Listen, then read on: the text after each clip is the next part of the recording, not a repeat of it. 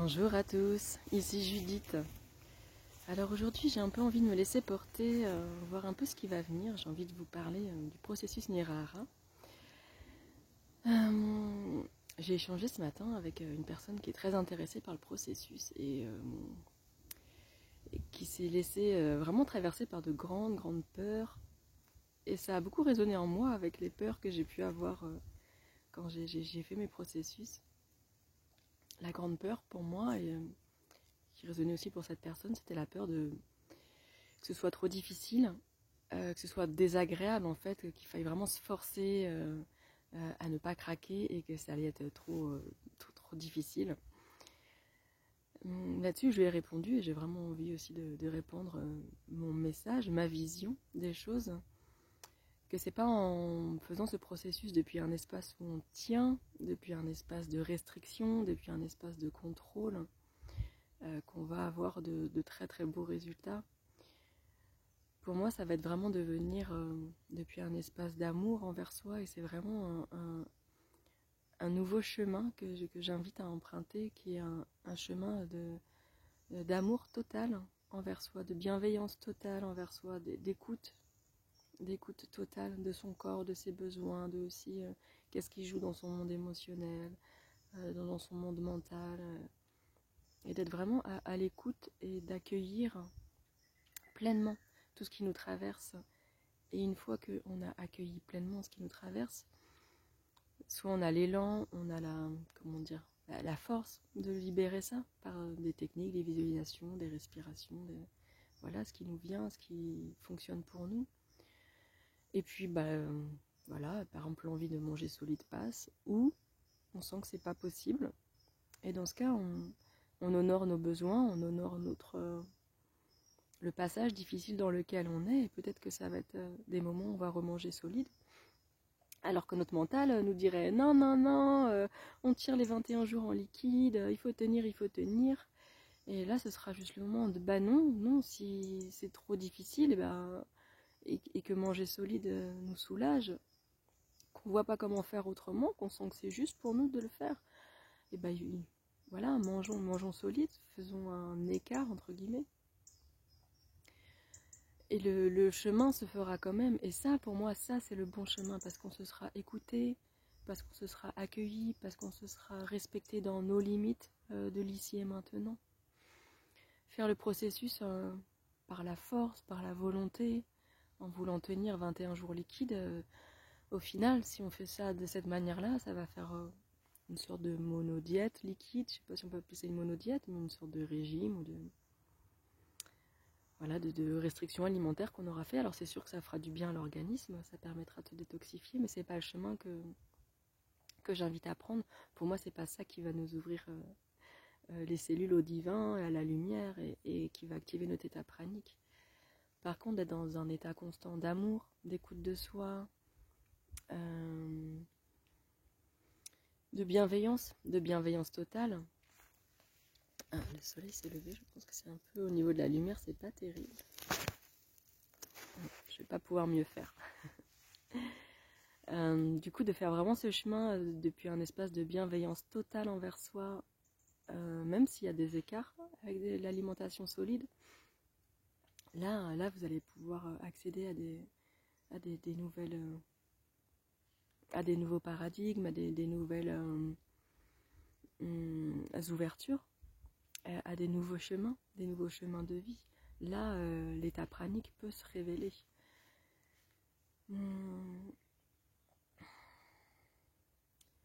On a aussi abordé le sujet de toutes les peurs, en fait, toutes les peurs qui peuvent arriver avant et pendant le processus. Et c'est pareil, ça va être d'accueillir vraiment tout ce qui vient. Ça peut être la peur de faire mal à son corps, la peur d'aller trop loin, la peur que ce soit délétère et qui finit par une peur de mourir. Moi, c'est vraiment ce que j'ai traversé aussi. C'était du coup au début de mon deuxième processus. Parce que mon premier processus, ma maman est décédée 4 jours avant, alors j'ai pas trop réalisé en fait ce que je faisais. Je m'étais inscrite, j'avais vraiment un élan de joie, un élan du cœur. J'ai pas trop réfléchi. quand j'ai commencé le premier processus, j'étais tellement dévastée par la douleur d'avoir perdu ma maman que j'ai pas trop écouté mes peurs et que j'ai suivi comme ça sans trop réfléchir. Que j'ai beaucoup bu de smoothies et de soupe et en gros j'avais les mêmes calories, le même taux de calories que j'avais avant, c'est-à-dire autour de 2300-2500 calories. Et pendant mon premier processus, j'ai pas beaucoup baissé au niveau calorique, à part la dernière semaine où de moi-même j'ai baissé parce que j'avais de moins en moins faim, mais c'était pas énorme quand même. Et quand j'ai commencé le deuxième processus avec une autre personne, et là je me suis dit, oula, mais en fait il va falloir que je baisse mes calories, mais je vais mourir, je vais faire des crises d'hypoglycémie, je vais faire du mal à mon corps, mais comment je vais faire? Et là ça a été mais une panique et une terreur, vraiment une terreur. J'étais terrorisée de faire ce processus, j'étais terrorisée que les personnes qui fassent le processus avec moi se fassent mal aussi. Et ça a été une peur qui a été très très intense pendant les 2 premiers jours, que j'ai accueilli, que j'ai travaillé avec, j'ai dansé avec cette peur, jusqu'à là, pendant mon troisième processus, avoir vraiment eu le besoin du coup de recompter mes calories pour voir où j'en étais et voir que j'étais plutôt en fait dans les 600 à 900 calories par jour. Donc j'ai vraiment énormément baissé mes apports en calories et ça faisait un moment que j'étais à ce taux-là et que je ne maigrissais pas, que je dormais super bien, beaucoup moins d'heures, 2 heures en moins en général, avec une énergie de malade. Troisième processus, zéro fatigue, là c'est assez incroyable et pourtant j'ai vraiment un apport calorique très très faible par rapport à avant. Et là ça a permis à mon mental d'intégrer vraiment que je pouvais le faire, que mon corps pouvait le faire, que c'était possible, que j'étais d'ailleurs en train de le vivre depuis plusieurs jours, voire depuis plusieurs semaines. Donc ça a été mon chemin. Chacun aura un chemin différent, chacun aura des peurs différentes. Je sais que j'ai vu des personnes pendant le deuxième processus qui abordaient ce processus avec la peur d'avoir des envies de manger solide et que ça allait être difficile. C'était des gens qui mangeaient normalement et qui avaient aussi beaucoup de compensation alimentaire, qui étaient assez gourmands, qui aimaient cuisiner. Et ces personnes-là n'ont eu quasiment aucun souci à ne manger que liquide et avoir un petit apport calorique. Vraiment, ça leur a posé aucun souci et ils en étaient étonnés. Il y a eu quelques moments où ils ont eu des envies. Parfois, il y a eu, je sais pas, une petite bouchée d'un petit quelque chose qui s'est glissé dans la bouche, mais très peu d'envie, très peu la faim, très peu de questionnement autour de la nourriture, de la santé, l'apport calorique. Vraiment, c'était pour moi très très un enseignement vraiment très puissant de voir aussi que le chemin peut être tellement tellement différent de ce qu'on s'imagine et que ça peut être aussi possible pour des gens qui ne sont pas forcément plus déjà détachés de l'alimentation solide, que ça peut être vraiment possible que ce soit facile. Après, chacun ses difficultés. Pour eux, c'était peut-être plus difficile d'accueillir les émotions et de danser avec, de voir leur schéma. Chacun a ses propres difficultés, ses propres facilités. Et je pense que chaque processus est différent pour ça aussi.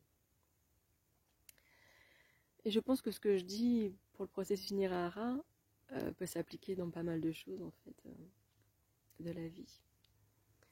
Donc vraiment ce qui a été le plus grand enseignement pour moi de ces 3 processus, là je suis sur la fin du 3e qui se passe magnifiquement bien. Je suis au 20e jour de mon 3e processus, avec toujours des magnifiques cadeaux, et vraiment le plus gros cadeau et le plus gros enseignement pour moi de ces 3 processus, c'est que le seul et vrai chemin qui nous amène sur notre vérité, qui nous amène vers là où on doit aller, qui nous fait faire du coup tous les progrès, toutes les avancées dont on rêvait, c'est le chemin de l'amour de soi. Et de l'amour de soi qui passe par l'écoute, par la bienveillance, par honorer aussi ses besoins d'autres manières que celles qu'on aurait pu imaginer. Et c'est vraiment ce que j'ai à cœur de transmettre aux personnes qui vont me suivre dans cette aventure, de l'accompagnement que je propose qui commence le 1er février, même qui va commencer la veille, le 31 janvier, pour qu'on puisse prendre le temps de discuter, de faire connaissance et de tout bien expliquer pour que les personnes puissent entamer le processus sans question, de manière le plus confortable possible. C'est vraiment ce que j'ai envie d'amener, c'est de s'écouter, de s'aimer, de s'honorer. Et c'est pas du tout un challenge. Là, on n'est pas sur un challenge, c'est pas le défi des 21 jours, je bois liquide, c'est c'est pas du tout ça. Là, c'est pas du tout ça. Là, ça va vraiment partir d'un espace d'amour, de bienveillance, de soutien de soi, de ses schémas et aussi de lumière. Et quand je parle de lumière, là, c'est de mettre la lumière sur nos schémas de fonctionnement, sur nos schémas émotionnels, sur nos schémas de récompense alimentaire ou autres, et mettre de la lumière aussi pour voir qu'est-ce qui peut être possible, quoi d'autre est possible, de quelle autre stratégie je vais pouvoir trouver pour honorer mes besoins. Voilà ce que j'avais envie de vous dire aujourd'hui. Je vous envoie tout plein d'amour, tout plein de lumière. Je vous embrasse et je vous dis à bientôt.